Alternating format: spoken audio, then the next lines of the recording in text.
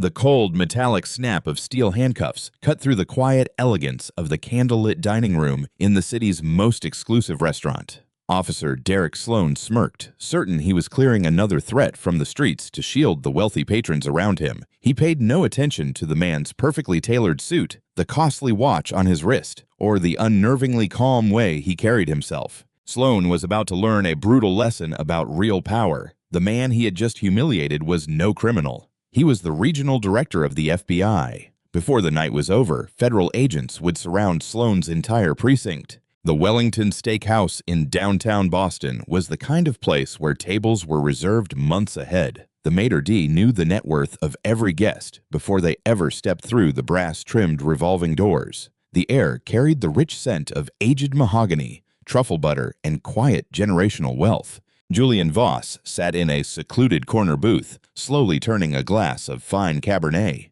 At 52, he was a man who commanded respect without ever raising his voice. Tall and broad-shouldered, he moved with deliberate, measured grace. Tonight, he had left behind the stiff federal uniforms and bureaucratic armor for a custom charcoal suit, though he had skipped the tie. He was celebrating. Across from him sat Celeste, his wife of many years, radiant in a deep sapphire dress. They were marking more than their anniversary. Only recently, Julian had been confirmed as Executive Assistant Director of the FBI's National Security Branch, placing him among the highest-ranking federal law enforcement officers in the country. He was a man who briefed the president, but tonight, he was simply a husband trying to claim a rare, quiet evening with the woman who had stood beside him through decades of dangerous fieldwork and grinding administrative battles. "To us," Julian said, his deep voice smooth as he touched his glass to hers. "And to hoping the years ahead bring fewer late-night calls from Washington."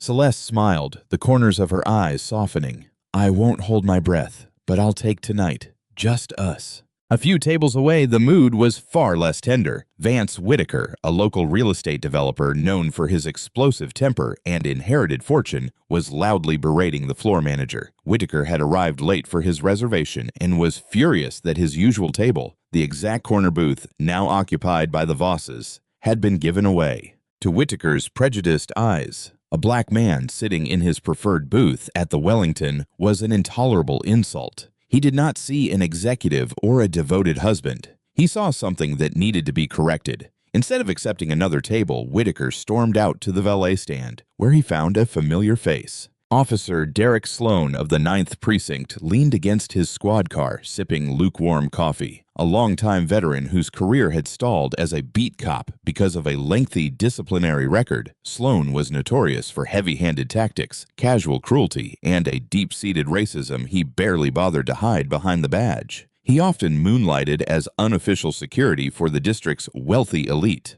serving as a personal attack dog for men like Whitaker in exchange for generous under-the-table tips. "Tommy," Whitaker barked, marching up to the cruiser. "There's a situation inside. Some guy is in my booth, refusing to move, and he's causing a disturbance. Management is too spineless to throw him out." Sloan straightened, already tasting the tip. "A disturbance, Mr. Whitaker? We can't have that. Who is it?"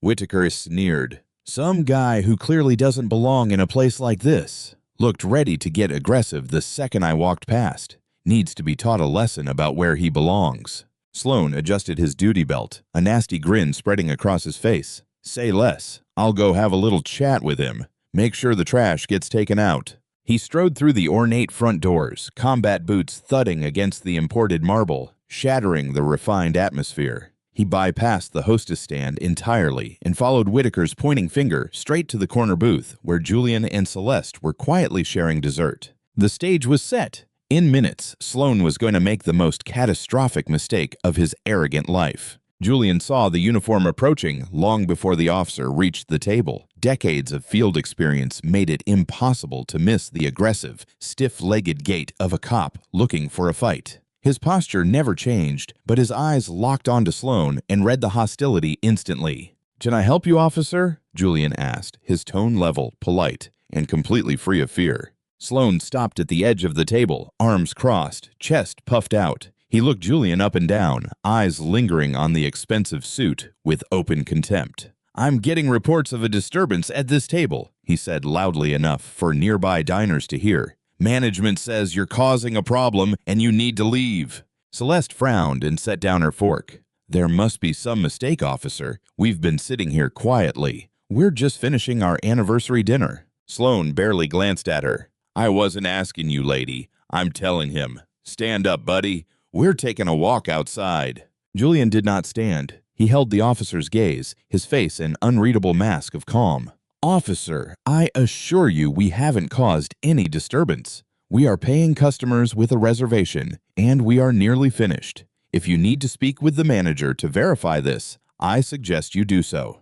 "Don't tell me how to do my job, boy," Sloan snapped. The racial slur slipped out with practiced ease. The word hung in the air and dropped the temperature at the table. Celeste gasped softly and reached across the linen to grasp her husband's arm. Julian's eyes hardened. The polite diner vanished, replaced by the seasoned federal director. Yet he was not a man who reacted on emotion. He was a master tactician. He knew exactly what kind of cop Sloan was. He had spent years leading federal investigations into corrupt precincts just like this one. "I need to see some identification," Sloan demanded, resting his right hand heavily on the butt of his sidearm, a blatant intimidation tactic designed to provoke. "My wallet is in my breast pocket," Julian said quietly. "I am going to reach for it, slowly." He drew out a slim leather wallet and placed his Massachusetts driver's license on the table. He did not produce his solid gold FBI credential. He wanted to see exactly how far Sloan would take this civil rights violation. If the officer was doing this to a man in a Zegna suit at a five-star restaurant, Julian could only imagine what he did to young black men in the darker corners of the city. Sloan snatched the license and squinted at it. "Julian Voss, where does a guy like you get the money to eat at a place like this? You running numbers, scamming credit cards." "I work for the federal government," Julian answered evenly. "Officer, I strongly advise you to step back. Call your watch commander and reconsider your current course of action." Sloan let out a loud, mocking laugh. "Federal government? What? You deliver the mail? Listen closely. You are going to stand up, put your hands behind your back, and walk out of here with me, or things are going to get very ugly, very fast."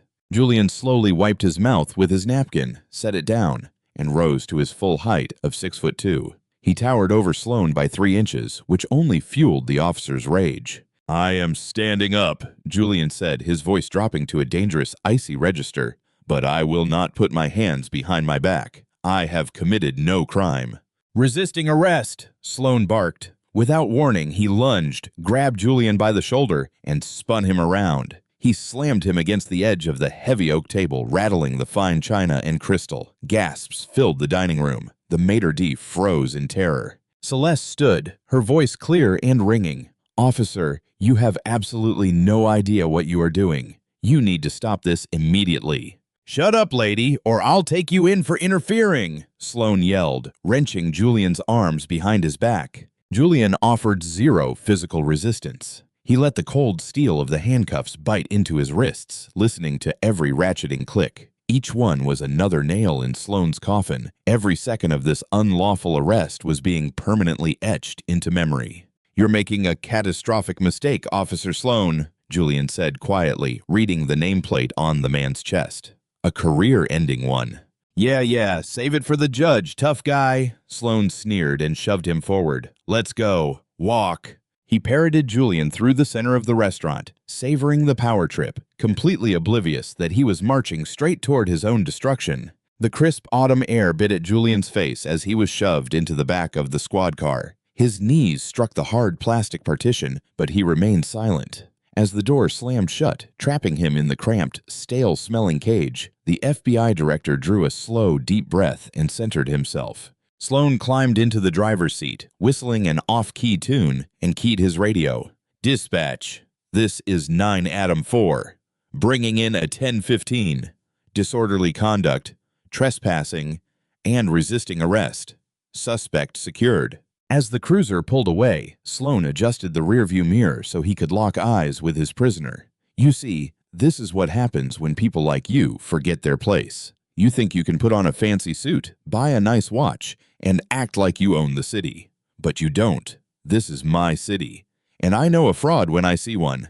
Julian remained perfectly still, hands bound awkwardly behind his back. "You have failed to read me my Miranda rights, Officer Sloan. You have failed to articulate reasonable suspicion for a stop, let alone probable cause for an arrest. You are currently engaging in unlawful detention, kidnapping under color of law, and a textbook deprivation of civil rights." Sloan laughed loudly and slapped the steering wheel. "Oh, listen to this. We got a regular legal scholar in the back. What did you do? Watch an episode of Law and Order before you went out to scam people? Shut your mouth before I have to pull over and teach you some manners." Julian said nothing more. He didn't need to. He was busy cataloging the structural failures of the 9th Precinct. The precinct had been on the FBI's radar for more than a year. Whispers of extortion, evidence tampering, and systemic civil rights abuses had circulated, but the local police union had built a fortress around it, blocking federal subpoenas and intimidating witnesses.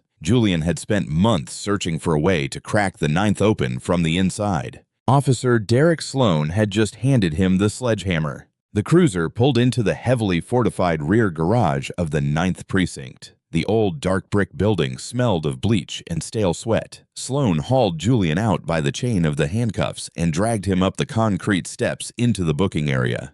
The room was loud and chaotic. Officers doing paperwork, holding cells packed with weekend arrests. Behind the elevated desk sat Desk Sergeant Harold Briggs, an older, heavy-set man with bags under his eyes, who looked as if he were counting the minutes until retirement. "What do we got, Tommy?" Briggs asked without looking up.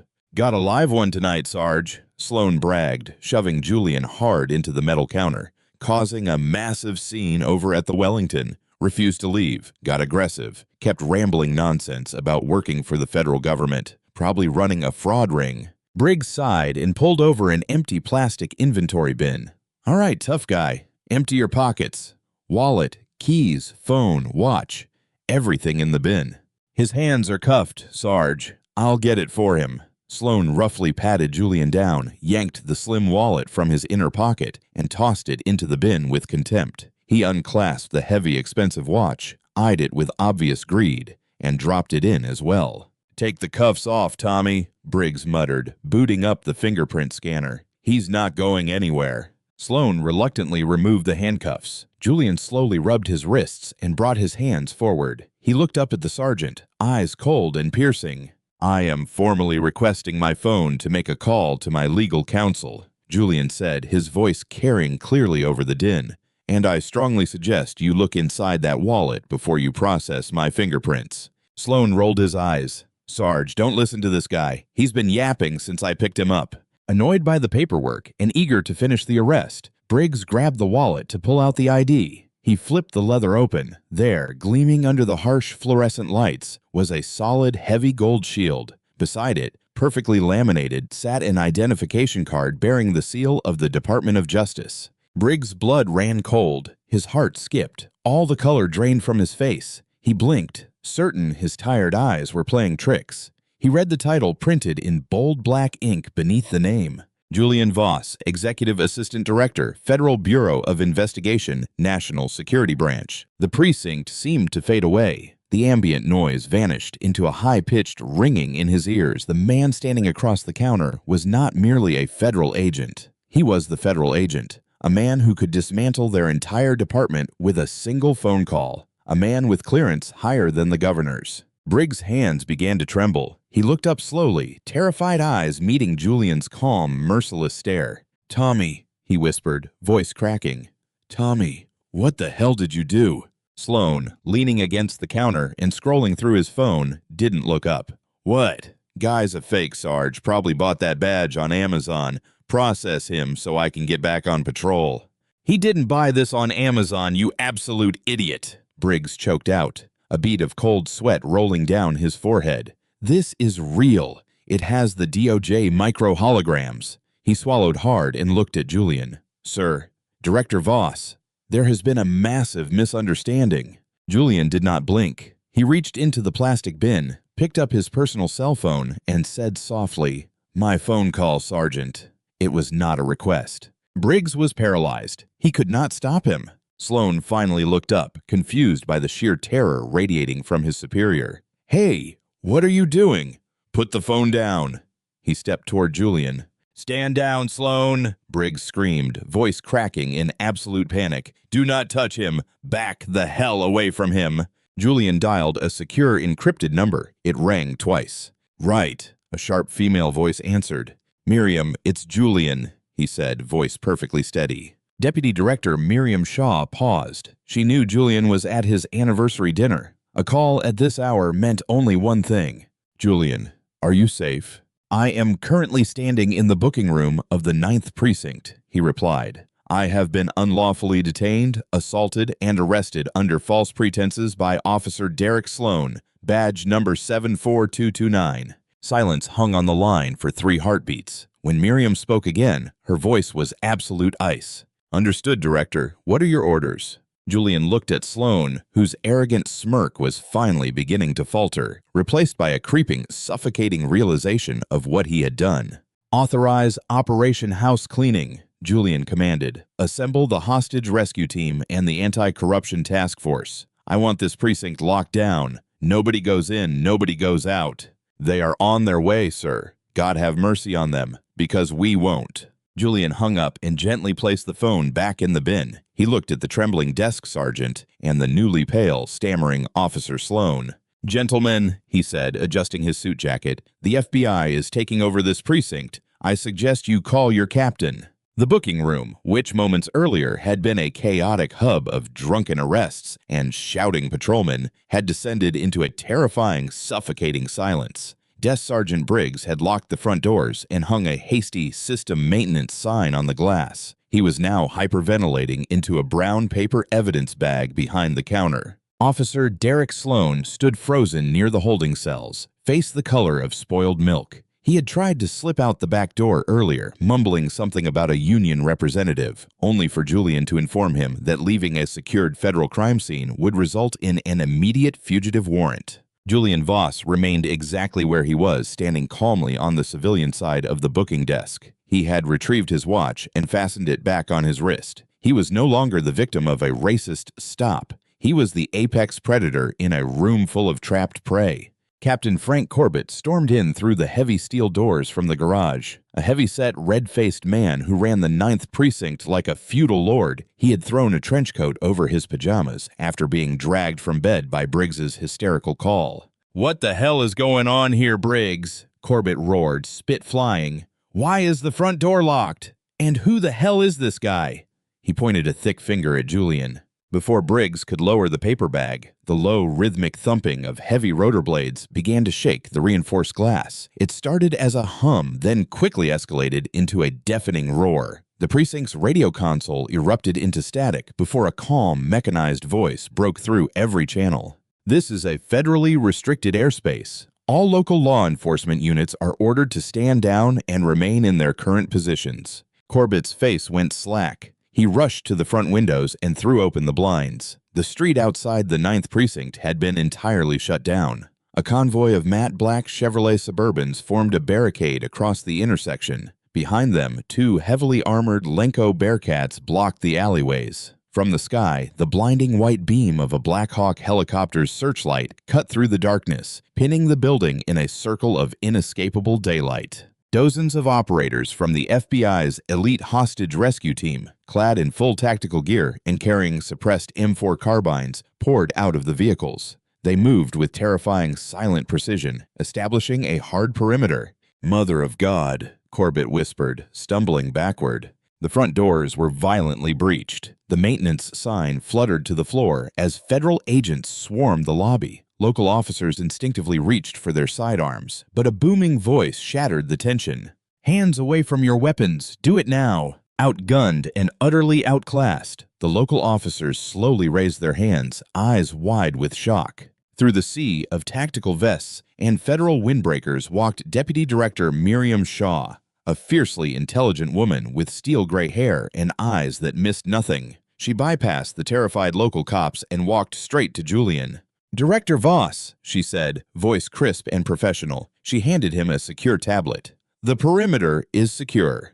Warrants for the entire precinct have been signed by Federal Judge Harlan Whitfield of the First Circuit. The Department of Justice Civil Rights Division is monitoring this operation live." "Thank you, Miriam." Julian took the tablet and turned slowly, eyes locking onto Captain Corbett, who was now trembling uncontrollably. "Captain Corbett," Julian said, voice echoing in the dead silent room. "I am Executive Assistant Director Julian Voss. As of this moment, this precinct is officially under federal occupation. You are relieved of your command." Corbett swallowed hard, bravado entirely evaporated. "Director, there has to be a mistake. Whatever Tommy did, it's on him. We can sort this out internally, department to department." Julian let out a low, humorless chuckle. "Internal affairs. Captain, your precinct has 27 outstanding complaints for excessive force, racial profiling, and extortion. Your union reps have blocked every state inquiry. When your officer illegally detains, kidnaps, and assaults a federal director based on the color of his skin, you bypass state inquiries. You invite the full, unmitigated wrath of the United States government into your house." He turned his gaze to Sloan, who was pressed against the holding cell bars, looking ready to faint. "Officer Sloan," Julian commanded, "step forward." Sloan didn't move. His legs had given out. Two HRT operators stepped forward, grabbed him by the uniform shoulders, and dragged him to the center of the booking room. I didn't know," Sloan stammered, tears welling. The tough, racist bully had vanished, replaced by a terrified, sniveling coward. "I swear to God, I thought you were a fraud. Vance Whitaker told me you were causing trouble. I was just doing my job." "Your job," Julian repeated coldly, "is to uphold the Constitution of the United States, not to act as a privately funded attack dog for wealthy racists." He tapped a few buttons on the secure tablet. "Miriam, have the cyber division pull the servers for this building. I want every email, every text message, and every body cam recording from the last several years downloaded and preserved. And lock down the evidence room. Nobody touches a single file." Sloan's eyes widened in panic. "Wait, no, you can't just take our servers." Julian stepped closer, invading his personal space. The height difference was glaring. "I can, and I have, because I know exactly what you were trying to do minutes before my team arrived, officer. You didn't think I noticed you trying to slip away to the IT closet? You were going to wipe your body cam footage. You were going to destroy the evidence of a federal crime.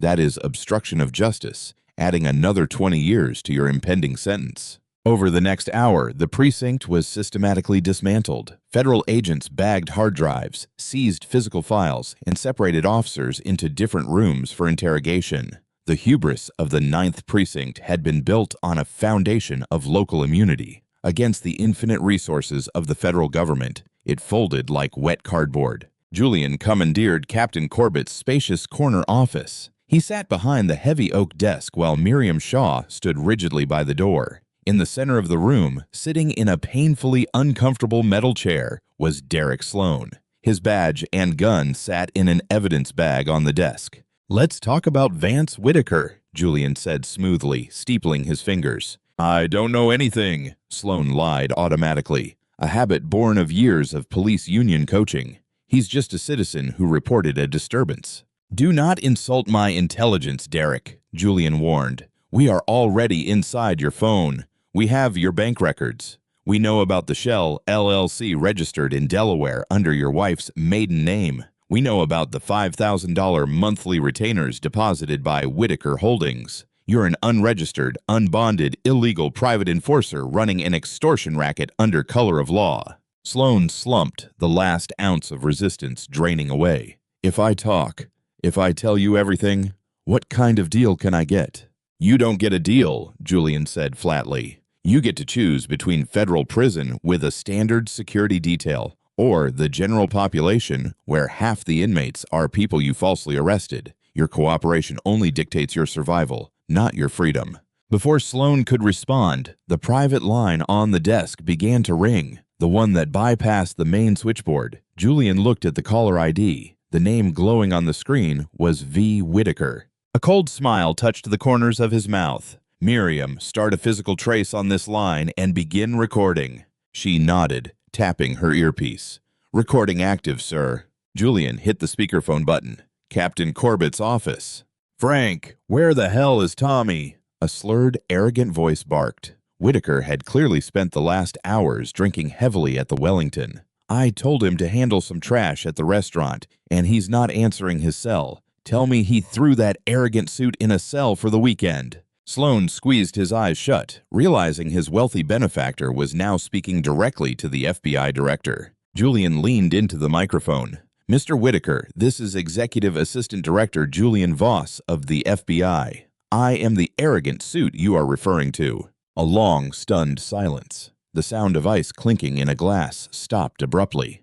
"Who is this? Is this a joke?" Whitaker demanded, though his voice had lost its confident edge. "I assure you, Vance, no one is laughing. You are currently speaking on a recorded federal line. In the last 60 seconds, you have admitted to directing a sworn police officer to conduct a false arrest and violate the civil rights of a federal agent. I also have the financial records detailing your bribery of Officer Sloan." You can't do this," Whitaker shouted, panic creeping in. "I know the mayor. I retain lawyers at the best firm in the city. I'll have your badge for this." "You can call whoever you like, Mr. Whitaker," Julian said, checking his watch. "However, I would do it quickly. My agents are currently pulling up to your estate in Chestnut Hill. You have moments to put your drink down and step outside with your hands empty. If you force the hostage rescue team to breach your doors, they will not be gentle with your imported mahogany." "You're bluffing," Whitaker stammered. "Look out your front window, Vance," Julian said softly.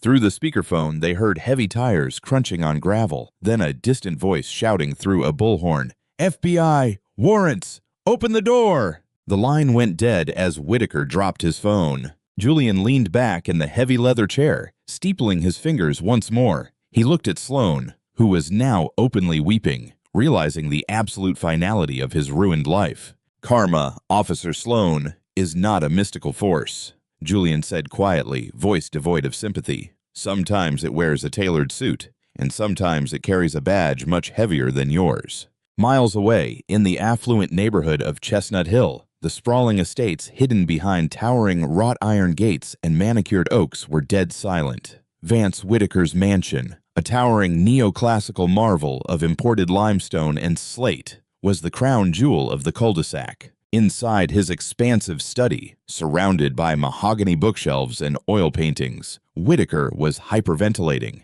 The heavy crystal tumbler of scotch he had dropped earlier had shattered across a priceless Persian rug, amber liquid seeping into the ancient silk. He stared at the disconnected cell phone as if it were a live grenade. "FBI warrants! Open the door!" The voice booming through the bullhorn was not a request. It was a countdown. Whitaker stumbled toward the massive bay window and pulled the heavy velvet curtains back a fraction of an inch. His heart hammered against his ribs. His circular driveway, usually reserved for imported sports cars, was overrun.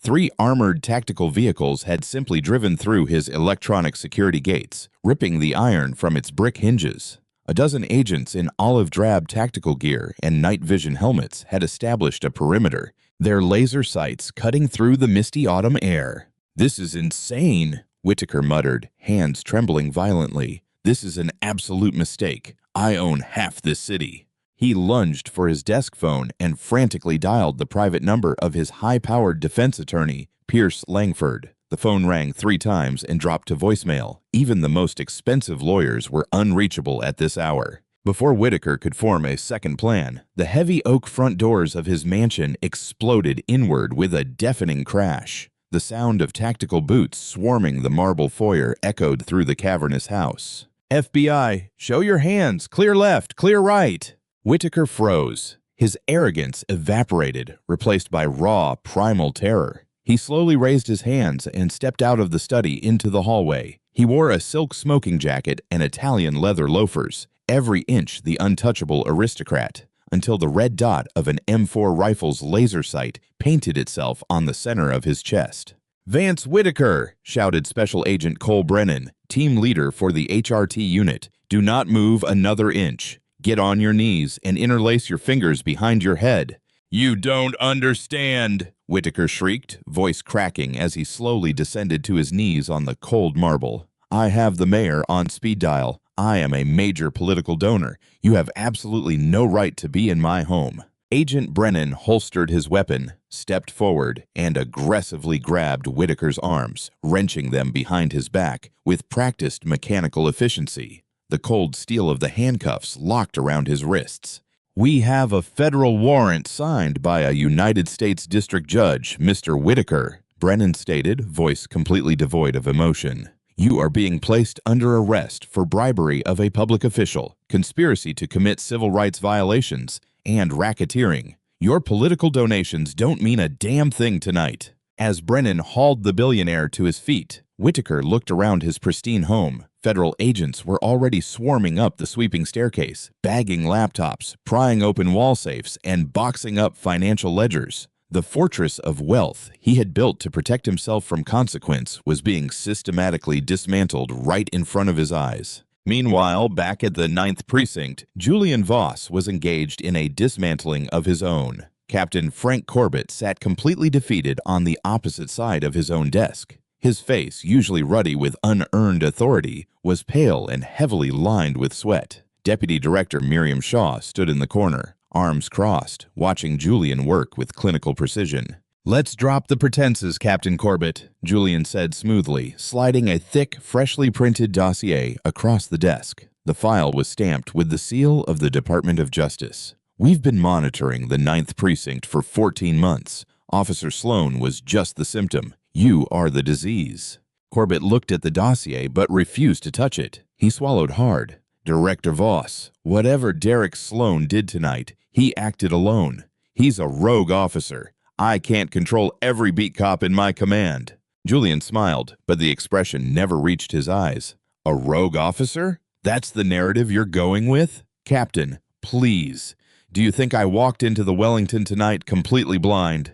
Corbett's head snapped up, confusion mixing with terror. "What do you mean?" Julian leaned forward, resting his elbows on the desk. "I've known about Whitaker's arrangement with your precinct for months. I knew Sloan frequented that restaurant, acting as a glorified taxpayer-funded bouncer for wealthy racists. We just needed a definitive, undeniable civil rights violation to trigger a federal takeover without your local union lawyers tying us up in state court for years." Corbett stared, the horrifying realization dawning.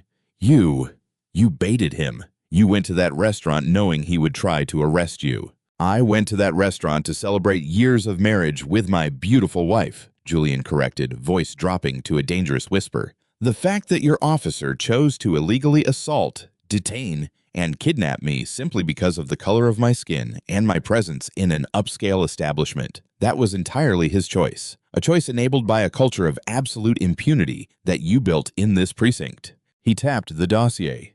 "We didn't just pull the servers tonight, Frank. Our cyber division has been quietly mapping your precinct's financial network for weeks. We know about the police union slush fund. We know that the money Whitaker paid Sloan every month didn't just stay with Sloan. 2,000 of it was kicked up to you, deposited into an offshore account in the Cayman Islands under your brother-in-law's name." Corbett physically slumped, the air rushing out of his lungs. He buried his face in trembling hands. The blue wall of silence had just shattered into a million irreparable pieces. "That makes it a criminal enterprise," Miriam Shaw said from the corner, her voice like cracking ice, "which triggers the Racketeer-Influenced and Corrupt Organizations Act. Rico, you're not facing a state board of inquiry, Captain. You're facing 20 years in federal prison for racketeering, extortion, and conspiracy." "I can give you the mayor," Corbett blurted, desperation completely overtaking loyalty. He looked up, eyes wild and pleading. "Mayor Grant Ellison. He knew about the slush fund. He used our guys for off-the-books security during his campaign. I have the emails. If you give me immunity, I'll testify against him." Julian looked at Miriam, who gave a nearly imperceptible nod. "We don't give immunity to men who sell out their badges," Julian said coldly. "But if your information checks out, I'll ensure the federal prosecutor notes your cooperation during sentencing. You might get out before your 80th birthday." He stood, buttoning his suit jacket. The tailored charcoal fabric was slightly wrinkled from the scuffle at the restaurant, but he still looked every bit the master of the room. "Process him, Miriam," Julian commanded, "and tell the HRT units to prep the transport vans. I want every corrupt officer in this building paraded out the front doors. Let the city see exactly what happens when the law breaks the law."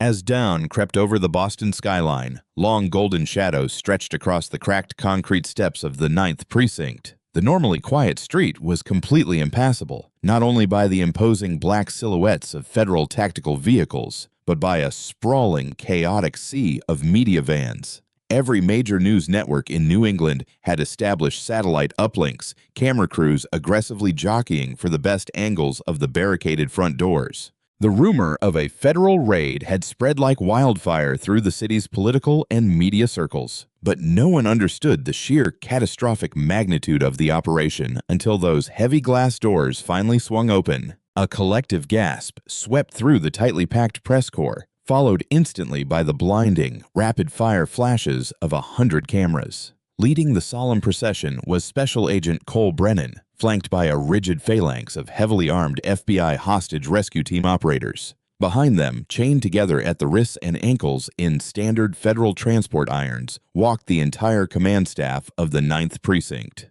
Captain Frank Corbett, officially stripped of his dark blue uniform jacket and forced into a bright, humiliating standard-issue federal holding jumpsuit, walked with his head hung in absolute crushing shame. The man who had run his district like a medieval warlord now looked remarkably small, his bravado shattered by the reality of federal indictments. Behind him stumbled Desk Sergeant Harold Briggs, looking pale, exhausted, and thoroughly broken, and bringing up the rear of the chain gang, shivering in the crisp morning air, was Officer Derek Sloan. The swaggering, arrogant bully who had proudly strutted through the dining room of the Wellington only hours earlier was completely, irrevocably gone. Sloan was weeping openly. The harsh morning light illuminated his red, tear-streaked face. Beyond the barricades and behind the wall of reporters, a crowd of local residents had gathered. This was a neighborhood that had suffered silently under Sloan's tyrannical, racially motivated policing for more than a decade. Mothers whose sons had been falsely detained, small business owners who had been squeezed for protection money, citizens who had been casually brutalized. They weren't throwing objects. They weren't screaming obscenities. They were simply watching in stunned, vindicated silence as their longtime tormentor was finally dragged into the unforgiving light of justice.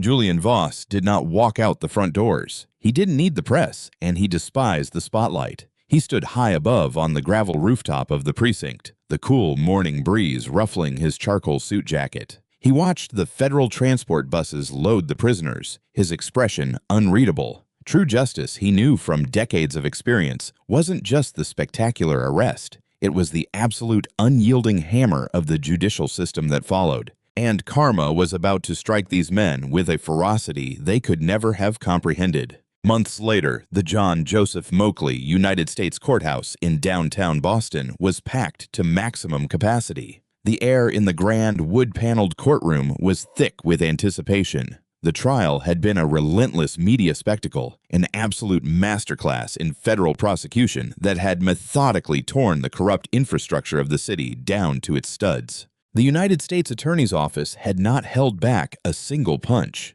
The jury was subjected to weeks of damning, undeniable evidence. Julian's customized federal smartwatch had not only recorded the crystal-clear audio of his unlawful arrest, but it had simultaneously backed the file up to a secure Department of Justice server the exact moment his biometric heart rate spiked during the physical assault. Sloan's clumsy attempt to destroy the precinct's main servers had only added an airtight obstruction of justice charge to his already insurmountable list of felonies. But the true devastation came during the financial disclosures. The FBI's cyber division meticulously laid out the staggering web of extortion. The jury saw the off-the-books LLCs, the Cayman Island offshore accounts, and the direct line of dirty money flowing from Vance Whitaker's real estate empire directly into Captain Corbett's pockets. Judge Harlan Whitfield, a notoriously strict, no-nonsense jurist with a profound, well-documented hatred for dirty cops, sat high on the mahogany bench. He looked down at the defendants with a gaze that could freeze boiling water.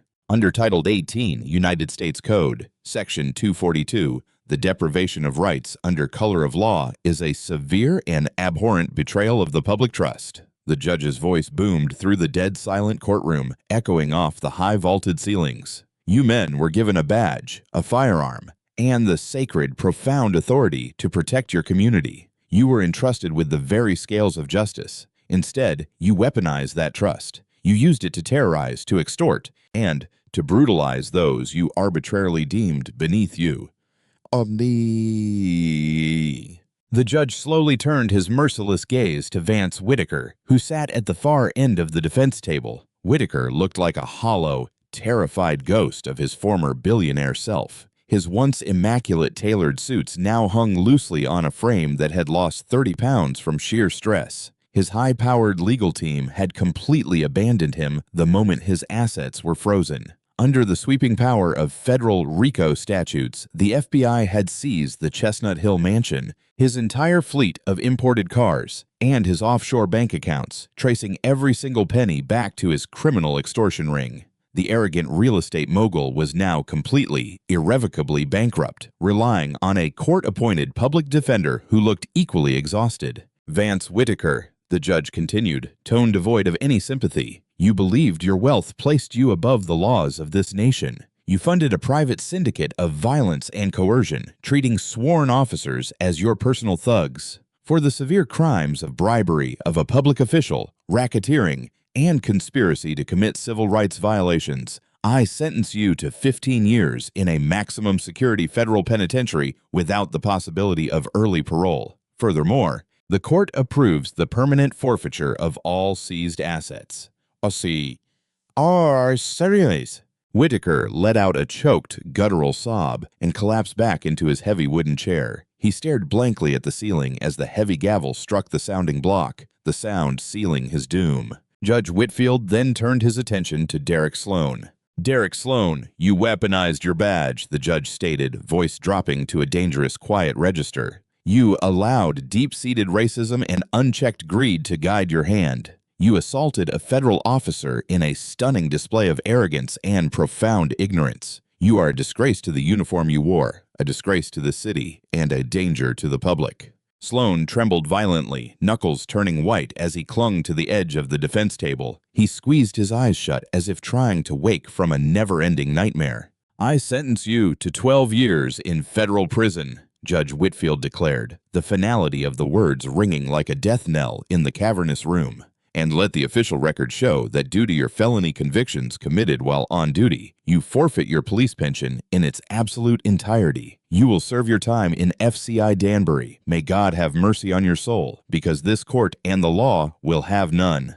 As the federal marshals moved in, chains clinking loudly as they handcuffed the crying former officer and the broken billionaire, Julian Voss stood up from the back row of the gallery. He didn't smile. He didn't gloat. He simply buttoned his suit jacket, turned on his heel, and walked out of the courtroom. The grim, necessary work was done. That evening, the sun was setting over the quiet, tree-lined suburbs of Virginia, casting a warm, golden glow through the front windows of Julian's home. The heavy, suffocating burden of the past months, the endless depositions, the internal affairs reviews, the media scrutiny, seemed to finally lift from his broad shoulders as he turned his key in the front door. The house immediately smelled of roasting garlic, fresh rosemary, and domestic tranquility. It was the antithesis of the cold, sterile courtroom. Celeste emerged from the kitchen, wiping her hands on a linen apron, a warm, profoundly knowing smile spreading across her face.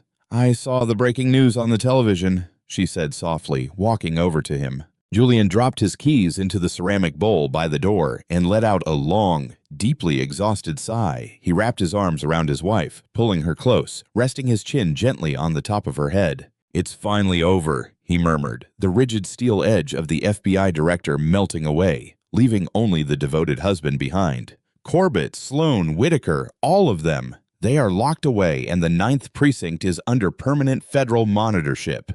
Celeste pulled back slightly, looking up into his dark, tired eyes. You did a good thing, Julian. A remarkably hard thing, but a good thing. You made the city safer. Julian smiled softly and kissed her forehead. I had to. It is the job. But I think we have some highly important unfinished business of our own to attend to. Celeste raised an elegant eyebrow.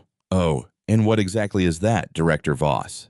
He reached into his inner jacket pocket and pulled out a small, pristine white envelope embossed with gold lettering, handing it to her. The general manager of the Wellington called my office this morning. The new ownership wanted to extend a profound personal apology for the unfortunate interruption during our last visit. They offered us their private rooftop dining room, completely off the books, for tomorrow night. to properly celebrate our anniversary in peace." Celeste laughed, a bright musical sound that filled the hallway and chased away the last lingering shadows of the trial. "Well, I suppose I can put up with you in a stiff suit for one more night, as long as you promise to leave the handcuffs locked in your desk drawer this time."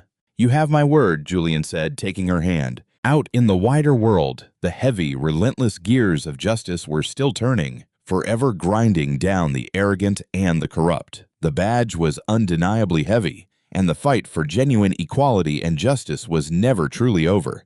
But for tonight, Julian Voss was exactly where he belonged, safe, victorious, and finally at peace. What an absolutely breathtaking story of raw karma and undeniable justice. When arrogance and racism collide with the unstoppable force of the federal government, the fallout is spectacular. Julian Voss proved that true power doesn't need to shout. It simply acts. If this story of corrupt cops getting an epic real-life reality check gave you chills, you won't want to miss our next deep dive into stories of instant karma and justice served cold. Hit that like button, share this with someone who loves a satisfying ending, and subscribe for more incredible true crime-inspired storytelling.